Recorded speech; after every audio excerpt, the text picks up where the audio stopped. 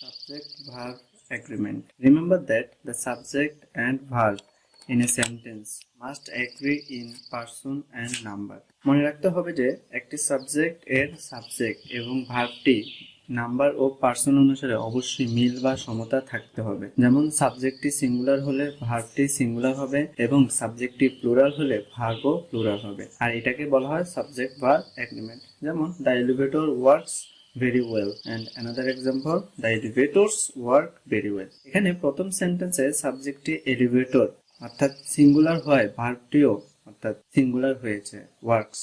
আর পরের সেন্টেন্সে সাবজেক্টটি প্লুরাল হয়, ভার্বটিও প্লুরাল হয়েছে। সুতরাং সাবজেক্ট এবং ভার্বের মধ্যে ধারণ সমতা হয়েছে। When taking the Toefl, you must always check the subject and verb to be sure they agree.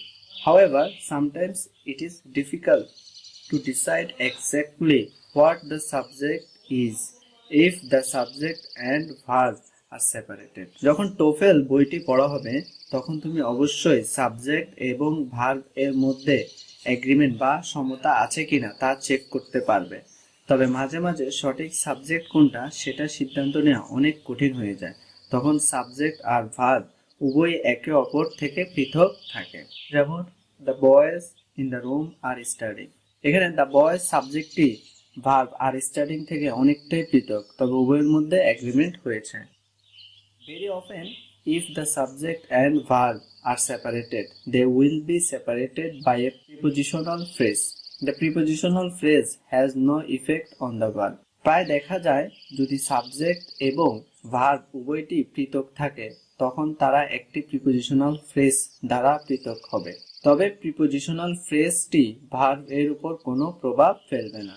যেমন subject plus prepositional phrase plus verb. একটা এক্সট্রা নোট আছে, সেটা হচ্ছে সহজে অ্যান্সার করার জন্য একটা পয়েন্ট অবশ্যই খেয়াল রাখতে হবে যে প্রিপোজিশনাল ফ্রেজের ক্ষেত্রে সাবজেক্টটি সবসময় অফ এর আগে হবে। সুতরাং অফ এর আগে সাবজেক্টটি যদি সিঙ্গুলার হয় তাহলে ভার্বটিও সিঙ্গুলার হবে, আর প্লুরাল হলে ভার্বটিও প্লুরাল হবে। There is a lot of example. Pause the video and watch so that you can understand easily. Then the following expressions also have no effect on the verb. নিচের expression বা ফ্রেজগুলো ভার্বের উপর কোনো প্রভাব ফেলবে না। যেমন together with, along with, accompanied by, as well as। যেমন the actress along with her manager and some friends is going to a party tonight. So along with এর আগে যে সাবজেক্টটা সেটা সিঙ্গুলার, সেজন্য ভার্বও সিঙ্গুলার।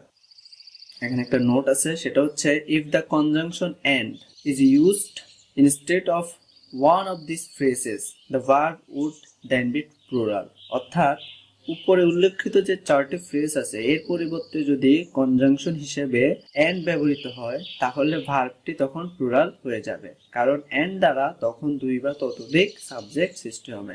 যেমন the actress and her manager are going to a party tonight. সেখানে plural subject হয়েছে, সেজন্য ভার্বও plural. So there is an exercise for you. Please, if you understand, give a comment. Thank you.